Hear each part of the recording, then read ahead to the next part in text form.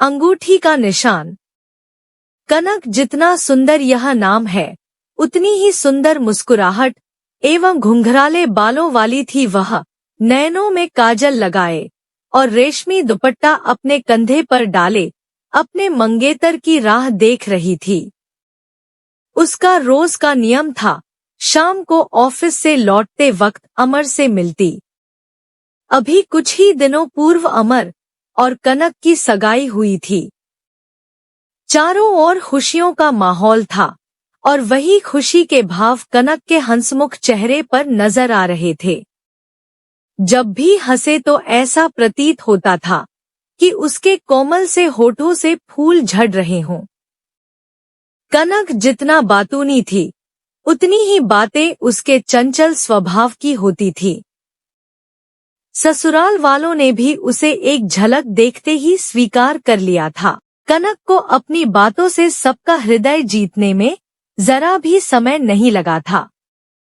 Bus stand पर खड़े करीब आधा घंटा हो गया था, किंतु डॉक्टर साहब यानी कि अमर अभी तक अपने क्लिनिक से वापस नहीं आए। अमर भी उसी शहर में अपना एक बड़ा सा क्लिनिक चलाता था और शहर का एक नामी हड्डी विशेषज्ञ था। एक आदर्श स्वभाव वाला वह सज्जन पुरुष, जो हरेक मरीज, चाहे गरीब हो या अमीर, सभी का भली प्रकार से इलाज करता। यही कारण था कि सब उसकी तारीफ करते नहीं थकते थे। 26 वर्ष की उम्र में ही इतनी जान पहचान बनाना, हरेक व्यक्ति से इज्जत से पेश आना, उसकी ये आदत बहुत अच्छी थी। अमर ने कभी भी किसी को अपने क्लिनिक से उदास नहीं जाने दिया और सदैव उनकी सेवा में तत्पर रहता।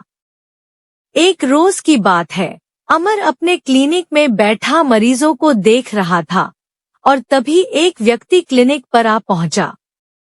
वह अपनी गोदी में एक बच्ची को उठाए हुए था, जिसकी उम्र शायद 8 से 10 वर्ष रही होगी।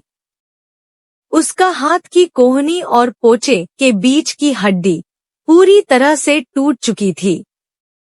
उस हाथ को पकड़े उसका पिता अपनी आंखों में आंसू लिए बेबस होकर खड़ा था।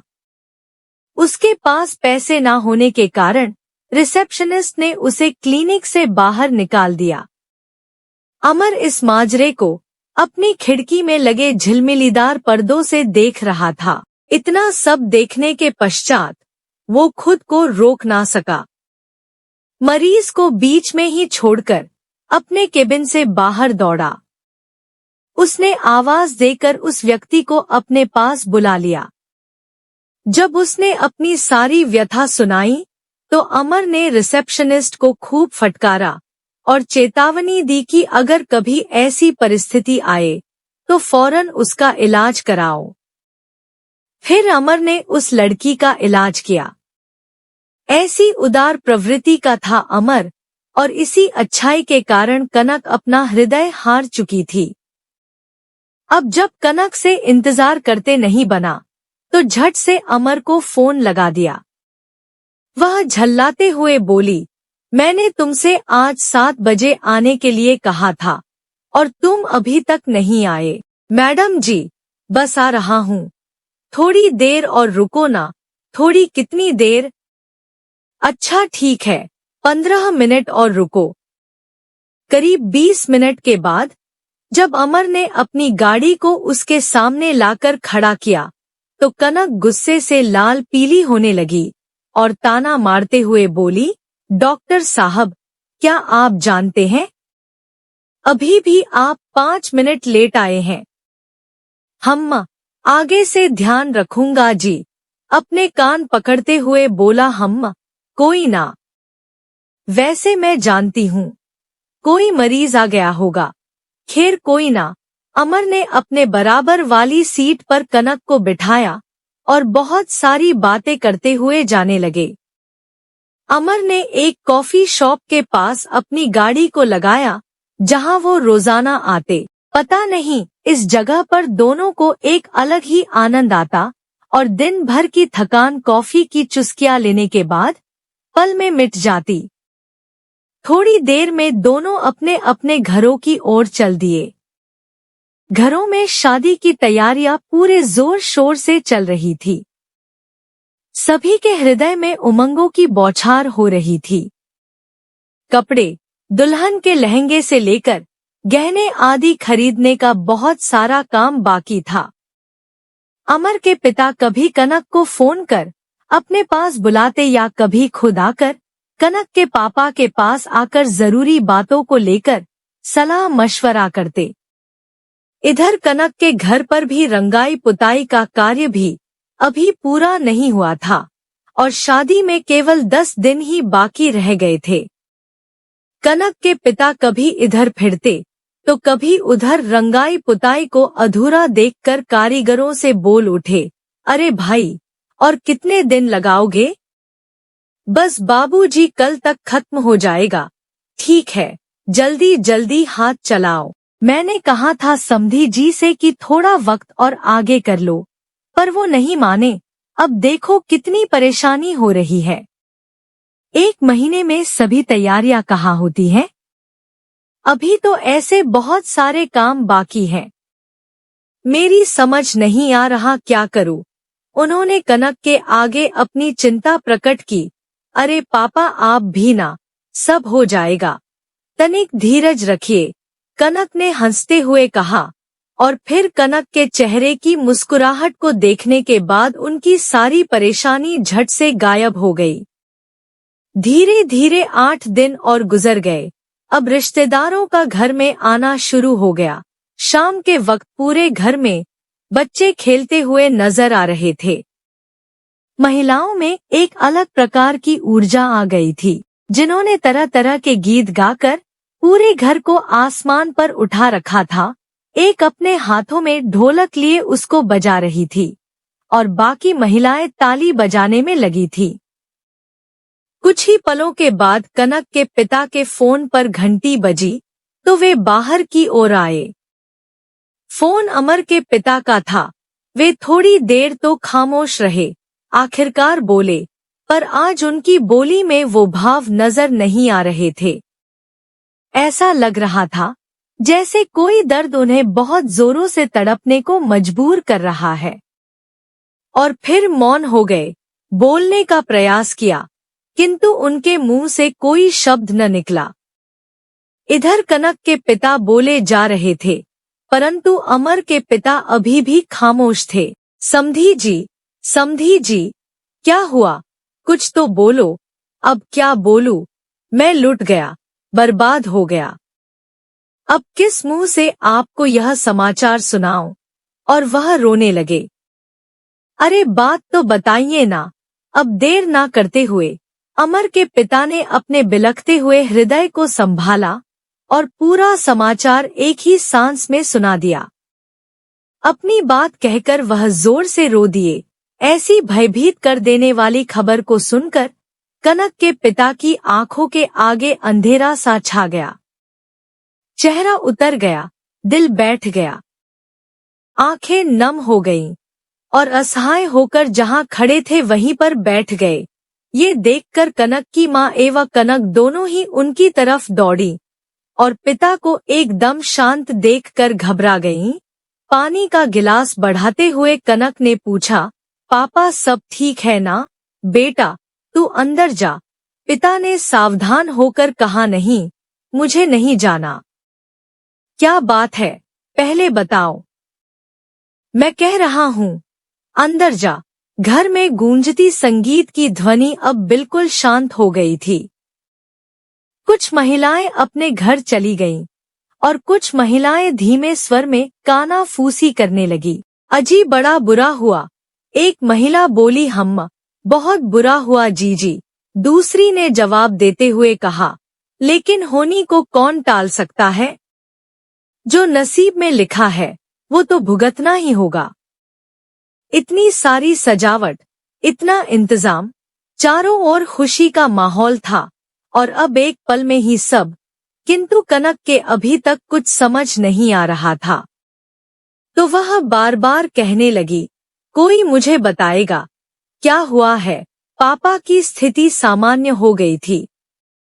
वो कनक के पास आए और उसे अपने हृदय से लगाकर रोने लगे।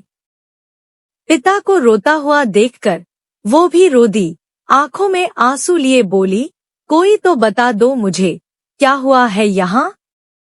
सब मालूम होते हुए भी माँ कुछ भी कहने की हिम्मत नहीं जुटा पाई। कनक के बार बार पूछने पर कनक के पिता से रहा न गया।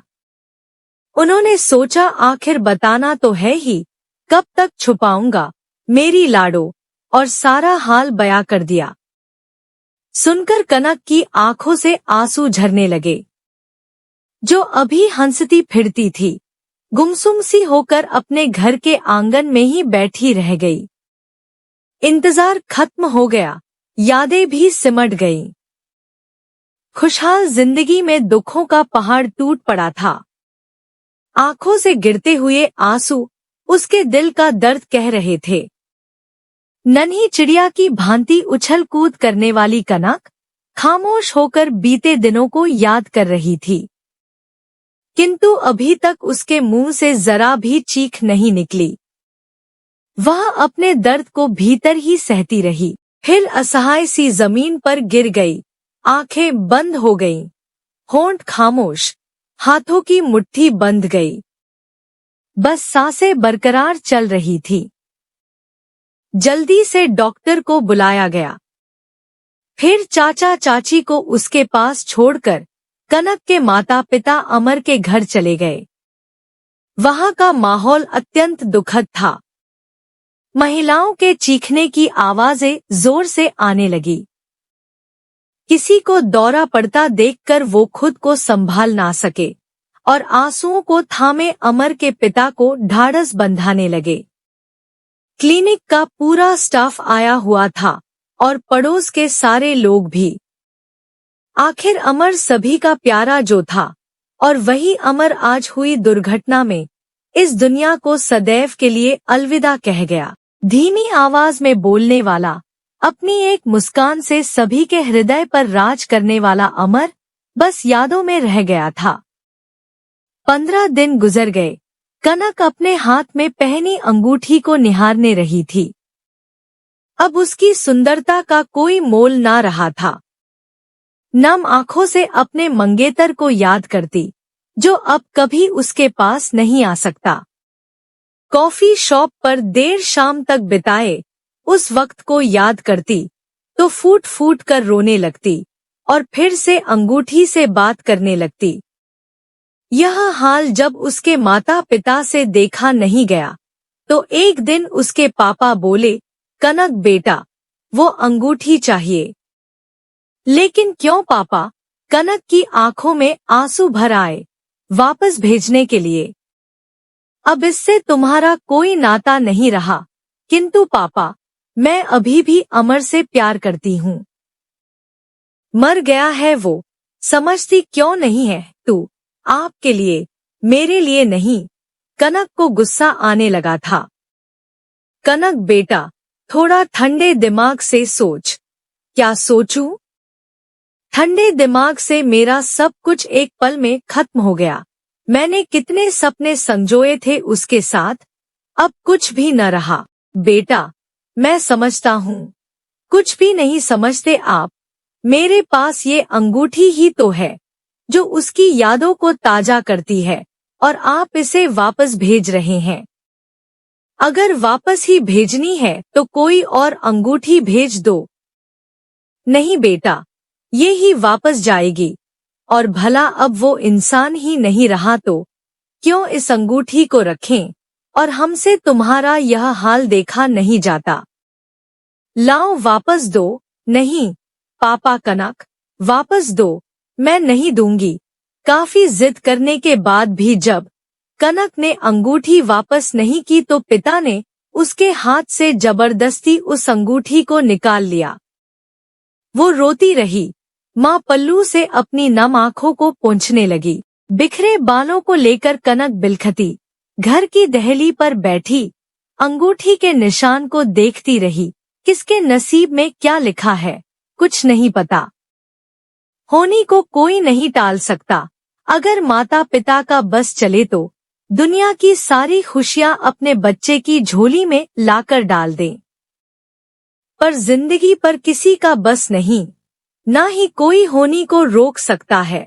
वीडियो अच्छी लगी हो तो प्लीज लाइक एंड शेयर, और अगर आप चैनल पे नए हैं तो सब्सक्राइब जरूर कर लें। धन्यवाद।